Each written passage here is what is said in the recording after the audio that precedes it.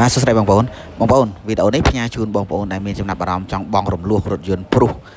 មកទឹកមកពីអាមេរិកណាបងប្អូនមកទឹកមកពីអាមេរិកអញ្ចឹងសម្រាប់បងប្អូនដែលចង់បង់រំលោះ 100% បងប្អូនអាចទំនាក់ទំនងនឹងស៊ូព័ត៌មានជាមួយនឹង X Auto បានណាជាមួយនឹង X Auto បានអញ្ចឹងបងប្អូនស្រឡាញ់រថយន្តប្រភេទណា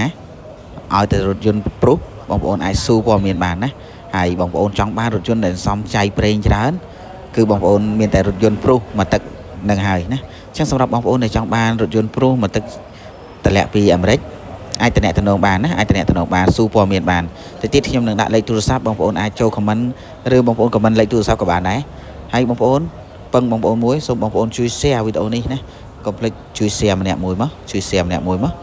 ហើយវីដេអូនេះផ្ញើជូនបងប្អូនដែលចង់បង់រំលោះណាអញ្ចឹងបញ្ជាក់ជូនម្ដងទៀតបងប្អូនដែលចង់បង់រំលោះ 100% អាចតំណែងជាមួយនឹង X Auto បានណាអាចតំណែងជាមួយ X Auto បានអរគុណបាយបាយ